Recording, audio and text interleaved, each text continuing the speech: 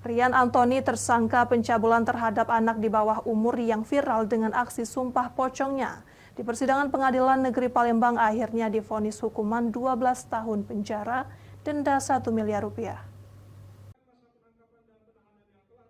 Pasca viral dengan aksi nekatnya melakukan sumpah pocong beberapa waktu lalu, Rian Antoni 40 tahun tersangka kasus pencabulan terhadap AR, anak di bawah umur, yang kini menjadi terdakwa menjalani persidangan dengan agenda mendengarkan nota vonis putusan Majelis Hakim Persidangan. Dalam amar putusan menyatakan kalau terdakwa Rian Antoni secara sah meyakinkan bersalah dengan kekerasan melakukan perbuatan cabul terhadap anak.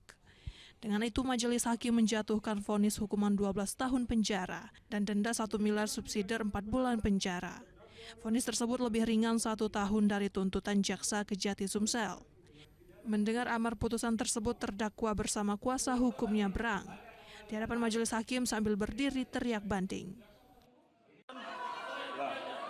Ya, alhamdulillah, sudah 6 bulan perkara ini berjalan ya. Sudah 6 bulan ya, dari Juni sampai hari ini. Jadi kami atas putusan hakim tadi langsung menyatakan banding ya, sampai kapanpun, karena klien saya sudah menyatakan dia tidak bersalah dan dia mubahalah dan berani bersumpah mubahalah. Dari Palembang, Guntur Yansyah, iNews melaporkan.